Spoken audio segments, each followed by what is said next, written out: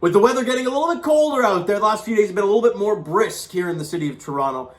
You know what time of year is coming. Winter. And with that being said, hockey is right on the horizon. And last time Leaf fans saw our Leafs on the ice, yet again, they were losing a Game 7 to the Tampa Bay Lightning, this time at home at Scotiabank Arena.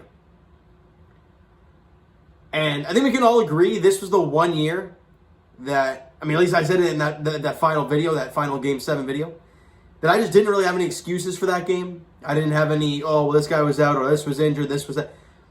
They just lost Game 7. Like, there's just nothing else you could say. And my thoughts going into this year is enjoy hockey. Because so many times I've gone into, games and, especially late in the year, we want home ice advantage, we want this. Well, we've seen now over the years, it doesn't mean anything. Home ice, who you're playing, what seed you get, it doesn't matter. The Leafs have found a way to heartbreak us every year, so that really doesn't matter anymore. It's get in and just see what happens. To me, it doesn't matter who the hell you face. Just get in. But for the first 82 games of the season, I'm going to enjoy hockey. If the Leafs go out there and they play a really good game and they win a really good hockey game, I'm going to enjoy that. Because there's a good game and my boys won. If they lose, well, let them hear it. That's just the way it is. But let's get into this, because this video is about the preseason. And that all begins tomorrow between the Jays and the Senators. Or Jays, see what I mean? It's going to take me a little bit, guys. I apologize. And it's getting to that time of year where we're going to have all three flying in, so it's going to be very busy. The Toronto Maple Leafs get back in action, finally, after a long layoff since May. Take on the Ottawa Senators in preseason action tomorrow night, or I guess tomorrow afternoon as well. They got a split squad game, 1 p.m. against the Sens, and 7 p.m. against the Ottawa Senators. So that's kind of like the first look at the guys, see what's up, just enjoy hockey. I think for me, it's just watch a hockey game and enjoy it, right? Because preseason doesn't mean squad. It doesn't mean literally anything. A guy can score 5 goals and then be sent down to the Marlies. Like it really doesn't matter. But it's just to see the fellas out there in blue and white and enjoy a hockey game, right?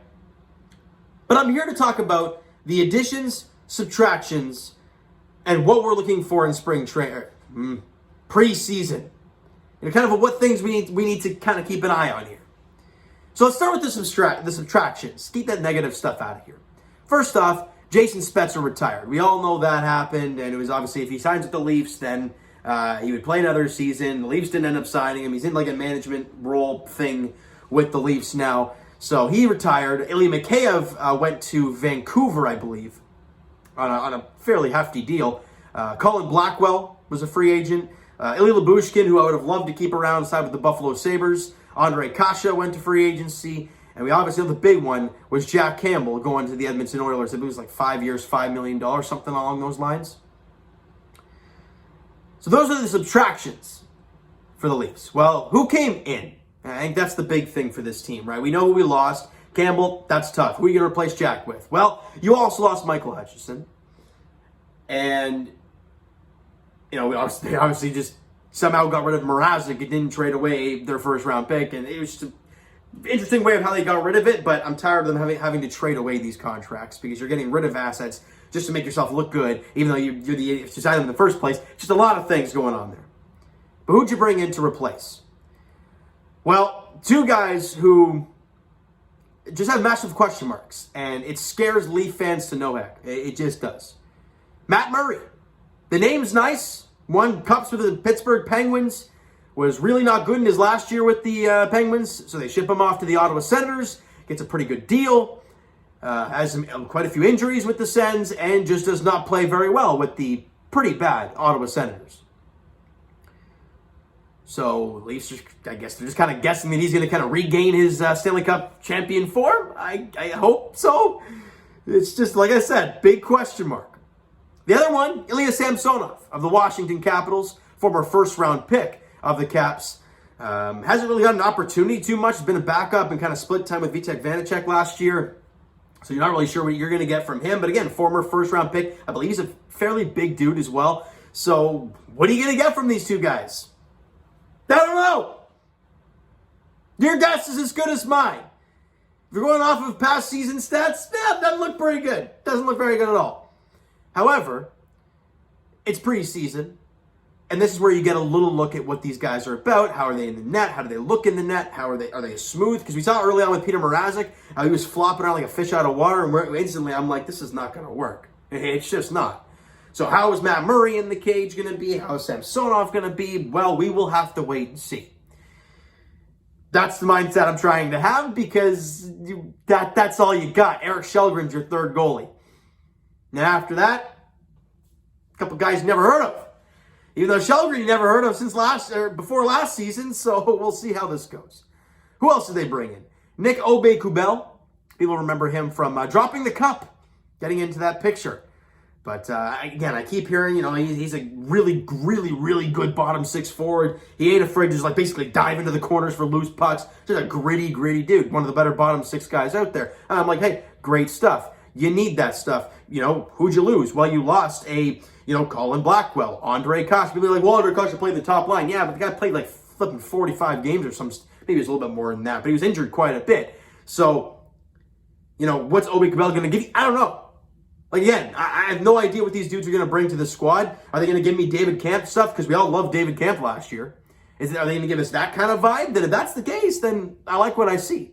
Adam Gaudette brought into the Leafs as well. I believe he's a right-handed shot center. Again, depth down the middle. Not really sure where he's going to fit in the squad, but we'll see it throughout the preseason. The big one for me is Calle Jarnkrok. A 4-year deal. Pretty low cap hit. I believe it was like $2 million or something like that. Not very much. But again, one of the really good bottom six forwards, kind of like Aube-Kubel. And yes, you got him signed for term, which is very scary when it comes to the Leafs in term. But I keep hearing nothing but good things about him on the defensive side of the puck. And I'm like, look, when you have a guy like Matt Murray and Samsonov in net where you really don't know what they're going to be, you need that presence to keep the puck out of the damn net. Are Jarnkrok and Gaudette and Aube-Kubel and Zach Aston-Reese maybe, are they going to be guys to help that happen? Again, it's wait and see game. On paper stuff, yeah, if you look, people always love looking at points, right? People love looking at the points thing and they're like, man, this guy had this many points, this guy had this many points, so this guy only has this much. Well, they go really worse. Like if you look at a guy like Kasha, the goals he had, and Ilia McKay, the goals he had, and like even Jason Spezza, you look at those situations, you're like, you lost a lot of points there, but let's be real, Leaf fans. Are scoring goals the problem for this team? No, it's not. So you trade you get rid of from a surplus of stuff, and you bring in guys that you need. Now, again, are these guys going to fit the Leafs, and are they going to play well with the Buds? I don't know. It's wait and see game, obviously. And on the defensive side of the puck, we obviously know the update on Jake Muzzin. His back is an issue. He's a day-to-day guy right now, so we'll see how that thing plays out rest of the season. Timothy Lilligrin looking to have a great year, has hernia surgery. He's out 6 weeks, and we're like, what a great start to the year. Rasmus Sandin still doesn't have a contract. That's not good.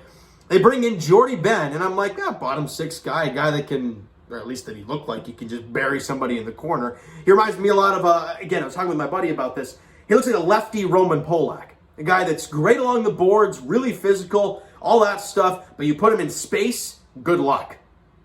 Again, I could be wrong. He could be a better skater than I think, but that's the way it is there. They bring in former Montreal Canadian Victor Mete.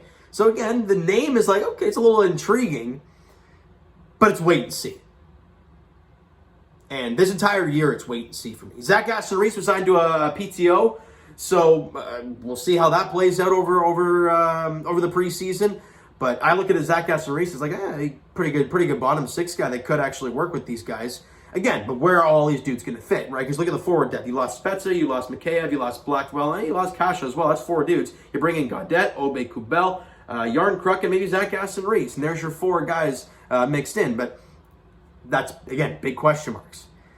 The biggest question mark of them all for me, and this is where I'm going to leave this to you guys, because I want to get your thoughts on this. A guy that Leaf fans have been waiting on, and waiting on, and waiting on, to take that next step in his young career.